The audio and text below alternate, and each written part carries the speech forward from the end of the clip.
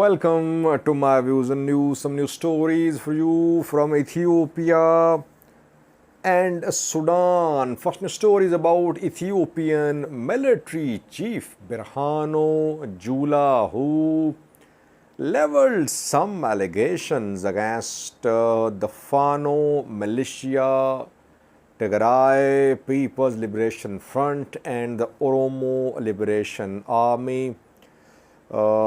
He was speaking in Jema at a military event. He accused Fano and he talked about the ongoing clashes between Fano fighters and Ethiopian National Defense Force. What did he say? Secondly, Fano fighters have carried out an attack on a camp of Ethiopian military. Dozens have been killed, according to the claims being made by some pro-Fano news sources. Where was this attack carried out by Fano fighters? Thirdly, viewers, Oromo region of Ethiopia. For the last 3 to 4 days, we have been seeing a picture of some youths, 5 youths, dumped in a trench, blindfolded, their hands tied on their backs. And now reports are coming in about the identity of the 5 youths. Where are they?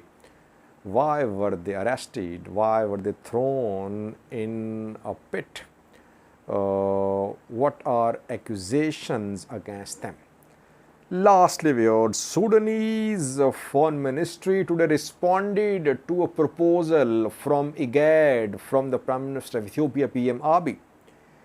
Yesterday, PM Abiy at IGAD summit proposed a no-fly zone over Khartoum, withdrawal of artillery, deployment of troops to Khartoum.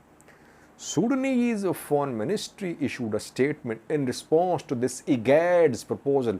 PM Abiy specifically spoke about this proposal.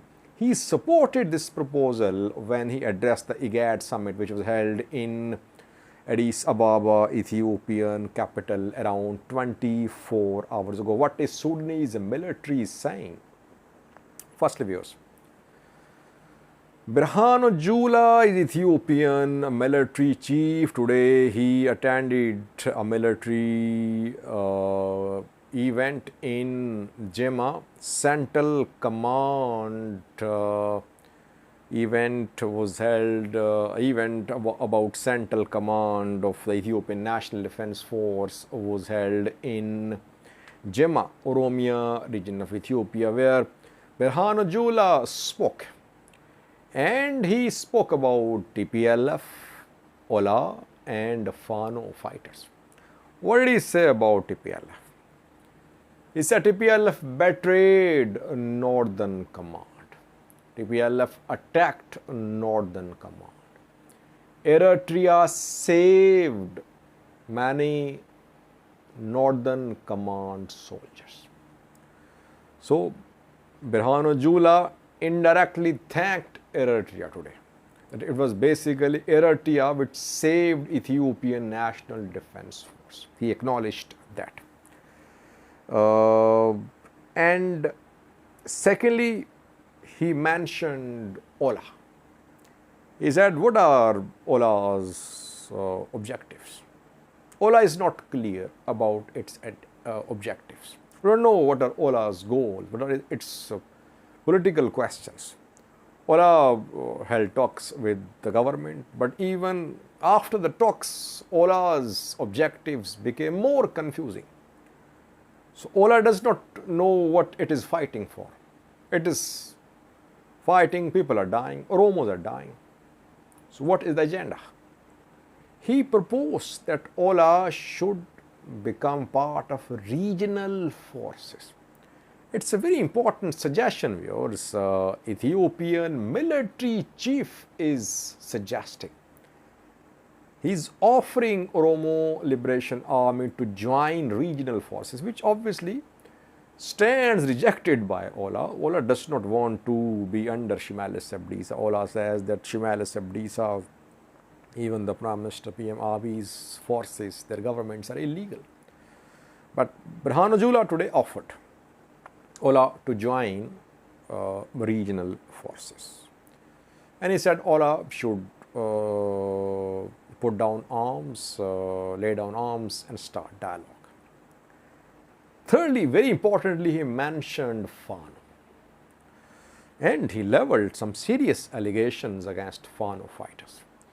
He appreciated Fano's support, that Fano fought alongside Ethiopian National Defense Force against Tigray forces.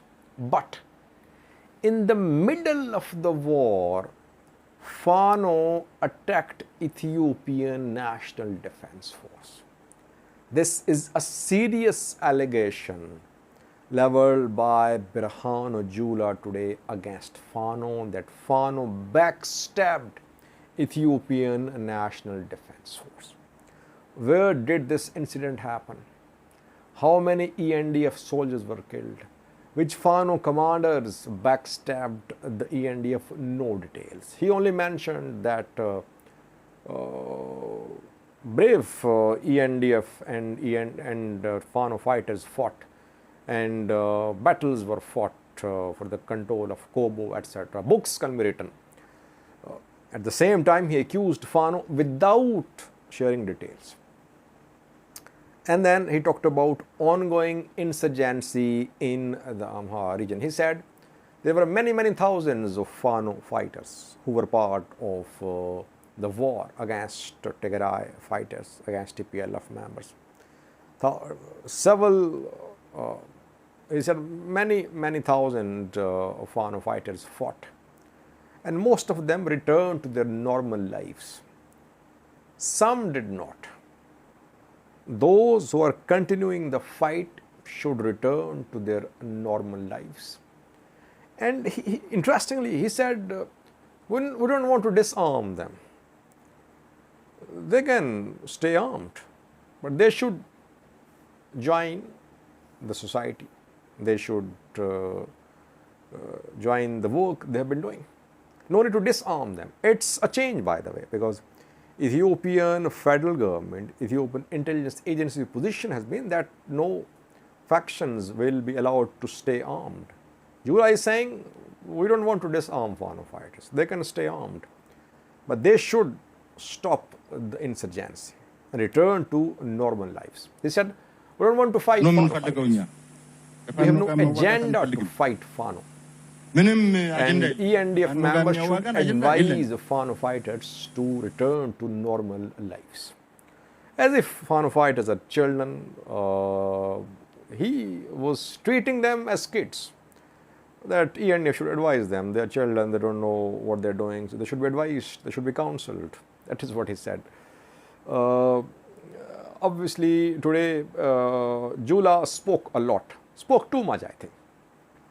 What he said isn't going to be appreciated by TPLF OLA or the Fano fighters. Major insurgency in the Amhara region ongoing. Still many thousands are fighting. They are part of Fano factions. This number is growing. OLA knows what its objectives are.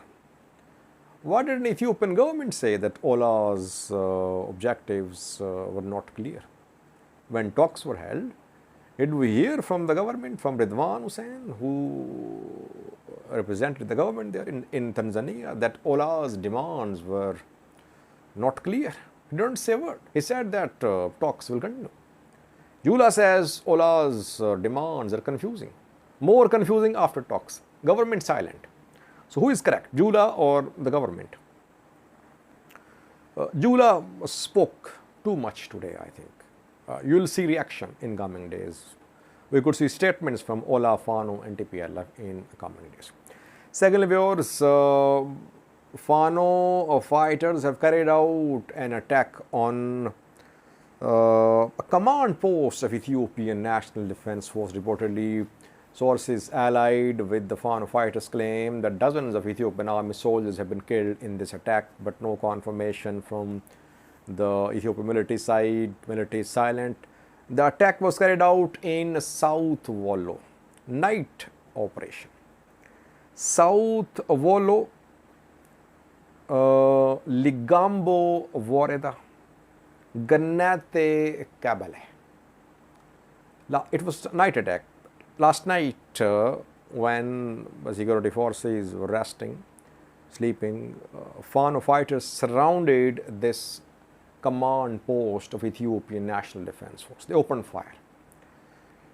They claim that around 80 ENDF soldiers have been killed in this attack, though we're waiting for confirmation. But this is first major claim by Fano fighters of having killed 80 Ethiopian National Defense Force soldiers. And Fano does not officially acknowledge the deaths of ENDF soldiers, Prosperity Party officials, though its members are involved in assassinations. But officially, we never saw any statement from Fano factions confirming their attacks on ENDF. But attacks are being carried out by Fano fighters. We're waiting for some confirmation in the form of pictures, videos. Locals have confirmed from the area that last night there was exchange of gunfire. Gunfire sounds were heard for more than an hour in the area. It means there was a clash between Fano fighters and security forces there in South Wollo. Which Fano faction is operating in South Wollo? Difficult to say which faction is operating there. East Amhara Fano is there too. Two colonels operating close to Wollo too, and Shoa Fano is operating in North Shoa of Amhara region. It's difficult to say which Fano faction is involved in this attack. We'll have to wait to get more information. Thirdly, viewers, this week a picture went viral showing 5 youths dumped in a ditch somewhere in Ethiopia. They were blindfolded, their hands tied on their backs. Now, reports are coming in about their identities and the incident location. It happened in Valaga, it's West Valaga. And these 5 youths were arrested by security forces. They were accused of supporting OLA, Oromo Liberation Army. They were accused of having links with OLA. They were arrested, blindfolded, beaten, tortured, thrown in a pit. They were put in this pit. They were kept there for days, reportedly. Witnesses have been interviewed by some sources. They say that when they saw them, they were still there in this trench. Are they alive? Don't know. But now the incident happened in Oromia. So those who are allegedly supporting OLA are being put in prisons, tortured, like the Fano supporters. Whoever is suspicious of supporting Fano is arrested in the Amhara region. Same is happening in Oromia. OLA supporters being arrested, detained, tortured. Lastly, we have Sudan. PM Abiy around 24 hours ago proposed establishment of no-fly zone over Khartoum, withdrawal of artillery from Khartoum, start of dialogue and delivery of aid to the people of Khartoum Bari Mudalman. He spoke at an IGAD summit held in Addis Ababa, Ethiopian capital. The summit was not attended by Djibouti and South Sudan's presidents. Only Kenyan President Ruto was there. From RSF delegation attended the summit. From Sudanese military delegation came, did not attend the summit. It opposed Kenyan role as president of the committee. After IGAD's proposal, after PM Abiy's proposal, Sudanese Ministry of Foreign Affairs issued a statement today. Sudanese Ministry of Foreign Affairs, led by Sudanese General Al-Burhan, is opposing the deployment of any foreign force in Sudan. Military says any force deployed to Khartoum will be seen as hostile force, as enemy force. Sudanese military will take action. So Sudanese military is outrightly rejecting the proposal made by the Prime Minister of Ethiopia, PM Abiy, that a no-fly zone should be established over Khartoum. By the way, when there was war ongoing in Ethiopia, in northern Ethiopia, Tigray was demanding the establishment of no-fly zone over Tigray, because the Ethiopian Air Force was conducting airstrikes, drone strikes on Tigray. Civilians died too in those drone strikes. The target was TPLF TDF leadership. And back then, PM Abiy opposed the establishment of no-fly zone over Tigray. He had said that no one will be allowed to intervene in Ethiopian internal matters. And African countries mostly supported the Prime Minister PM Abiy. Africa stood with PM Abiy. But now PM Abiy in his neighborhood wants a no-fly zone established. He opposed this no-fly zone in his own country. He says in Sudan people are dying, the two generals are fighting, they have no, so to protect people, there should be no-fly zone established over Khartoum. It shows the failure, the frustration of IGAD, that without consulting Sudanese army and rapid support forces, IGAD, Ethiopia, Kenya, they're proposing some solutions which are definitely unacceptable. No country is going to allow establishment of a no-fly zone over its territory. No-fly zones can only be enforced by force. If regional forces decide to enforce, to establish a no-fly zone, they can do. Even that would be met with resistance. Sudanese Air Force, Sudanese military will definitely hit back. That is why that proposal by IGAD was very irresponsible. There is no point in sharing a proposal if it cannot be implemented. Will Sudan now trust Ethiopia? No. Will Al-Burhan trust PM Abiy now? No. If PM Abiy wants a no-fly zone and deployment of foreign forces to Sudan, will Sudanese military ever trust the Prime Minister of Ethiopia, PM Abiy? No. So their role as neutral mediators has failed, because the military is not considering them neutral. Sudanese military. PM Abiy, Kenyan President Ruto, they should be restrained in their approach to resolve the conflict. They should not be seen as partial. They should not be seen as intruders, as outsiders who want to impose solution of their choice. Isaias Afwerki is calm in this manner, though he feels isolated. He feels that he has no room for intervention. Intervention in the form of dialogue. He has no place to resolve the conflict. He is sidelined, frustrated. He is against all initiatives of mediation in Sudan. Thank you for watching.